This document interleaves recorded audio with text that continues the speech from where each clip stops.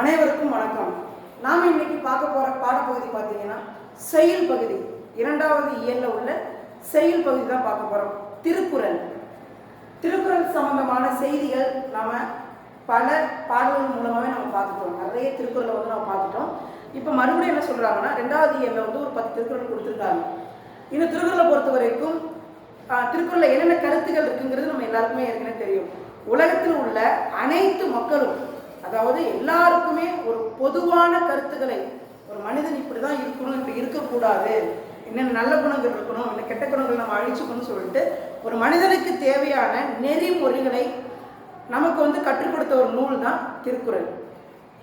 உலகில் வாழும் மக்கள் அனைவருக்கும் ஒரு பொதுவான அறக்கருத்துக்களை நமக்கு வழங்கிய நூல் தான் திருக்குறள். இந்த திருக்குறள் யார் எழுதியிருக்காங்கன்னா திருவள்ளுவர். நம்ம பாடல்களை பார்த்துட்டோம். திருக்குறளுக்கான பொது பெயர்கள் பார்த்தோம், திருவள்ளுவருக்கான வேறு பெயர்கள், அவர் வாழ்ந்த நூற்றாண்டு, இதெல்லாமே பார்த்தோம். உலக பொதுமறை அப்படின்னு சொல்றாங்க. உலகத்திற்கே ஒரு பொதுவான ஒரு நூல். ஜாதி, மொழி, இனம் எல்லாத்தையுமே தாண்டி எல்லா மக்களுக்குமே ஒரு ஏற்றுக்கொள்ளக்கூடிய ஒரு நூல். உலகத்தில் உள்ள எல்லா இன மக்களுமே என்ன செஞ்சுக்கலாம், இதனுடைய கருத்துக்களை. அதனால தான் இந்த பாடலை படிச்சுட்டு உடனே இந்த கருத்துக்களை பொறுத்த வரைக்கும் எங்கள் நாட்டு மக்களுக்கும் தேவைன்னு சொல்லிட்டு எல்லா நாட்டு மக்களுமே மொழிபெயர்க்கப்பட்ட நூற்றுக்கும் மேற்பட்ட மொழிகளில் மொழிபெயர்க்கப்பட்ட நூல் தான் நம்ம திருக்குறள். இந்த திருக்குறளில் நமக்கு என்ன ஒரு ஒரு 4 அதிகாரத்திலேருந்து கொடுத்துருக்காங்க, ஒரு 4 கருத்துக்கள் கொடுத்துருக்காங்க. அறம், பொருள், இன்பம், இந்த ஒரு 3 மிகப்பெரிய ஒரு பிரிவுகளை உடைய இந்த நூலில் என்னன்னா எல்லாத்துலேயுமே கலந்து கொடுத்துருக்காங்க. அதாவது 2 திருக்குறள் ஒவ்வொரு அதிகாரத்திலேருந்து அப்படின்னு கொடுத்துருக்காங்க. என்னென்ன அப்படி கொடுத்துருக்கான்னு பார்த்தீங்கன்னா, விருந்தினரை போற்றுதல், இனிய சொற்களை பேசுதல், பயனற்ற சொற்களை பேசாது இருத்தல், எப்பொழுதுமே எப்பொழுதுமே ஒரு ஊக்கத்தோடு இருக்கக்கூடிய ஒரு நிலைப்பாடு. அதுக்கப்புறம் என்னன்னா, அடுத்தவங்க பொருளை நம்ம கைப்பற்ற நினைக்கக்கூடாது. இந்த மாதிரியான செய்திகளை மாணவர்களாக உங்களுக்கு ஒரு 2 திருக்குறளில் உங்களுக்கு முக்கியமான திருக்குறளாக எடுத்து கொடுத்துருக்காங்க. நம்ம முதல் திருக்குறள் பார்ப்போம். விருந்து புறத்ததால் தானுண்டல் சாவா மருந்தனினும் வேண்டற்பாட்டு அன்று. விருந்து புறத்ததால் தானுண்டல் சாவா மருந்தனினும் வேண்டற்பாற்று அன்று. அது எதுலேருந்து கொடுத்துருக்காங்கன்னா, விருந்தோம்பல் அப்படிங்கிற அதிகாரத்துலேருந்து கொடுத்துருக்காங்க. அதுலேருந்து நம்ம என்ன தெரிஞ்சுக்கணும்னு பார்த்தீங்கன்னா, நம்ம வீட்டுக்கு ஒரு விருந்தினர்கள் வராங்கன்னு வச்சுக்கோங்க. அவங்களுக்கு முன்னாடி நம்ம எப்படிலாம் உபசரிப்போம். அவங்களுக்கு ஒரு விருந்தினர் வந்தாவே அவங்களுக்கு தேவையான அத்தனையுமே நம்ம செய்வோம். இப்போ காலை நேரமாக இருக்கட்டும், அவங்களுக்கு ஒரு காஃபி கொடுத்து சாப்பாடு போடுவோம். மதிய நேரமாக இருந்தாலும் இன்னும் நமக்கு அவங்களுக்கு ஒரு அறுசுவையிட்டு மகிழ்வோம். எந்த வீடாக இருந்தாலுமே நம்ம விருந்தினை உபசரிக்கக்கூடிய முறை தமிழர்களுடைய நாகரிக பண்பாடே அதுதான். நம்மளுடைய என்னென்னா ஒரு அதே ஒரு அளவுக்கு மீறி நம்ம என்ன செய்வோம்னா விருந்தினர்களுக்கு நம்ம உபசரிப்பு செய்வோம். இது எல்லா நூல்களிலுமே குறிக்கப்பட்டிருக்கு. இங்கே என்ன சொல்கிறாங்கன்னா, அப்படி ஒருவேளை விருந்தினர்கள் வரும்பொழுது சாவா மருந்தினும் அமிழ்தமே ஆனாலும், மிகப்பெரிய உயர்வான ஒரு பொருளே ஆனால் கூட விருந்தினருக்கு முன்னாடி அவங்கள பார்க்க வச்சுட்டு என்ன செய்யக்கூடாது, நாம சாப்பிடக்கூடாது அப்படின்னு சொல்றாங்க. அது மிகப்பெரிய தவறு அப்படிங்கிறாங்க. ஒரு விருந்தினர் நம்ம வீட்டுக்கு வரும்பொழுது அவங்களுக்கு முன்னாடி, அவங்க சாப்பிடாம இருக்காங்கன்னு வச்சுக்கோங்க, அவங்களுக்கு முன்னாடி மிகப்பெரிய ஒரு உயர்வான உணவாகவே இருக்கட்டும், அமிர்தமாகவே இருக்கட்டும், அப்படி சாவா மருந்தாக இருக்கக்கூடிய அந்த அமிர்த கூட இருந்தால் கூட நம்ம என்ன செய்யக்கூடாது, நாம சாப்பிடக்கூடாது. அது என்னன்னா இருக்கக்கூடிய செயல்களிலே ஒரு முறையற்ற செயல் அப்படின்னு சொல்றாங்க. 2வது பாடல் பாருங்க. மோப்ப குழையும் அனிச்சம் முகந்திரிந்து நோக்க குழையும் இருந்து. மோப்ப குழையும் அனிச்சம் முகந்திரிந்து நோக்க குழையும் இருந்து. இதுவும் விருந்தோம்பல் அதிகாரத்துல தான் கொடுத்துருக்காங்க.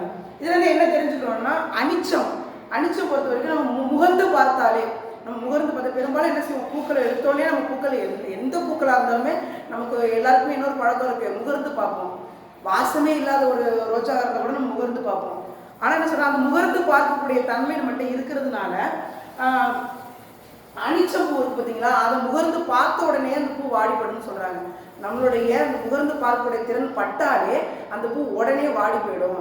அதே போல முகந்திருந்து நோக்க குழையும் இருந்து விருந்துக்கு வரக்கூடிய விருந்தினர்கள் அவங்களுடைய உள்ளம், அதாவது நம்ம முகம் மாறினாவே நம்ம கண்டுபிடிச்சிருவாங்க.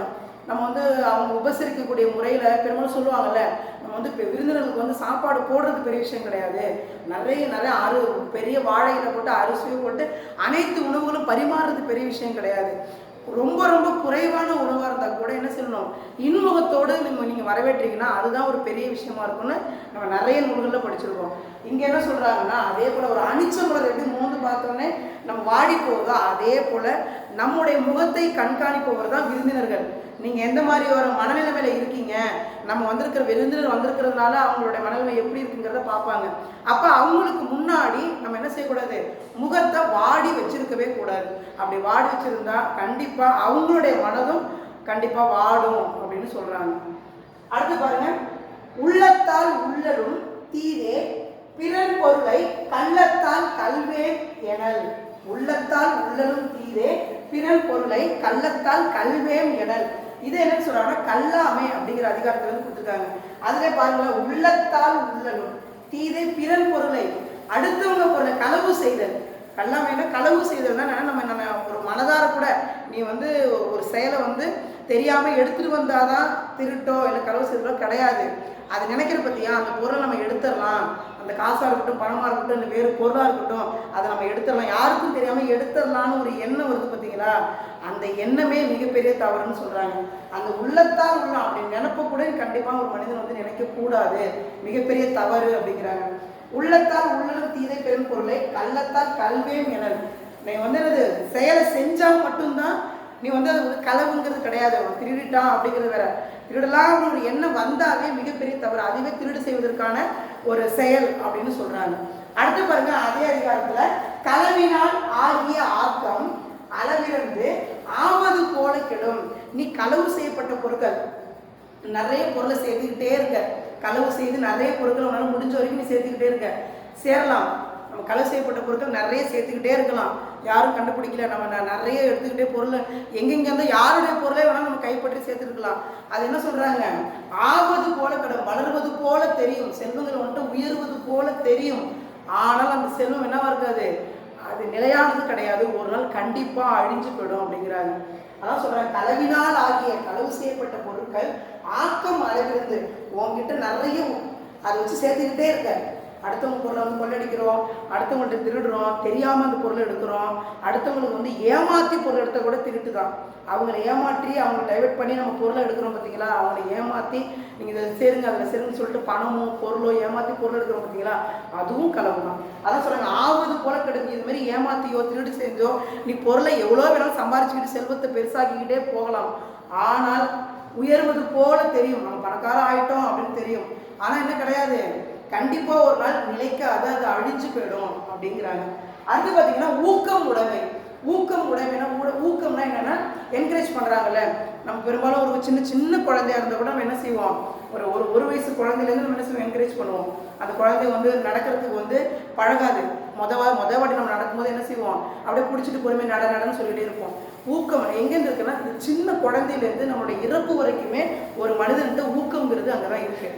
அதான் சொல்கிறாங்க, அந்த ஊக்கம் எங்கே சார் முதல்ல நம்ம கொடுக்குறோம் அப்படின்னா குழந்தை பருவத்தில் தான் நம்ம தூண்டி விடுறோம். அந்த குழந்தைக்கு வந்து ஊக்கம்னா என்ன, முயற்சி பண்ணு உடனே முடியும் அப்படி என்கரேஜ் பண்ணி அந்த குழந்தை செய்ய வைக்கிறோம் பார்த்தீங்களா, அதுதான் ஊக்கம். அந்த ஊக்கமானது உள்ளம் உடைமை பொருளுடைமை நில்லாது நீங்கிவிடும். இருக்கக்கூடிய செல்வத்திலேயே மிகப்பெரிய செல்வம் ஊக்கம் தான் சொல்றாங்க. என்னால் முடியும் இந்த விஷயம் அப்படின்னு நீ நினைச்சிட்டாவே உங்ககிட்ட செல்வமே இல்லைன்னா கூட என்ன செஞ்சிடலாம், உன்னால முடியும்னு நினைக்கிற பத்தியா, அதுதான் மிகப்பெரிய செல்வம் அப்படின்னு சொல்றாங்க. அதான் சொல்றாங்க, உள்ளத்தால் உடைமை பொருளுடைமை நில்லாது நீங்கிவிடும். மற்ற பொருட்கள் என்ன செய்யாது, நிலையான பொருட்கள் கிடையாது. உன்கிட்ட எவ்வளோ பணக்காசு வேணாலும் இருக்கலாம், எப்படி வேணாலும் பொருள் வரலாம், ஆனால் உன்னால முடியும், என்கிட்ட செல்வமே இல்லை, என்கிட்ட பணக்காசே இல்லை, ஆனால் நான் சம்பாரிச்சிருவேன், என்னால் முடியும் அப்படின்னு நீ எனக்கு ஊக்கப்படுத்திக்கிற பார்த்தீங்களா, அந்த ஊக்கம் தான் என்றைக்குமே அழிக்க முடியாத செல்வம். அதான் சொல்றாங்க, நில்லாது நீங்கிவிடும். மீதி இருக்கக்கூடிய செல்வம் எல்லாமே நிலையானது கிடையாது, அழிஞ்சு போயிடும் அப்படிங்கிறாங்க. அடுத்து பார்த்தீங்கன்னா ஆறாவது திருக்குறள் பாருங்க, அதுவும் அதே அதிகாரத்துல இருந்தால் ஊக்கமுடைமை அதிகாரத்துல இருந்தால் ஆறாவது திருக்குறள் நமக்கு கொடுத்துருக்காங்க. ஆக்கம் அதர்வினாய் செல்லும் அசைவிலா ஊக்கம் உடையான் உழை அப்படிங்கிறாங்க. ஆக்கம் அதிர்வனாய் செல்லும் அசைவிலா ஊக்கம் உடையானுடைய, அதாவது ஊக்கம் யாருக்கிட்ட இருக்கோ அவங்க கிட்ட, அதாவது தளராத ஊக்கம், நம்ம ஒவ்வொரு விஷயத்துலையுமே நம்மளால முடியும், நம்மளால பண்ண முடியும்னு சொல்லிட்டு அந்த அந்த என்கரேஜ் தனக்கு தானே குறையாம ஒர்க் பண்றாங்க பார்த்தீங்களா, அவங்க கிட்ட என்ன சொல்றோம்னா நிறைய நல்ல செயல்கள், அவங்களுக்கு வெற்றி தரக்கூடிய செயல்கள் அவங்க கிட்ட தானாகவே வழி கேட்டு செல்லும் அப்படின்னு சொல்றாங்க.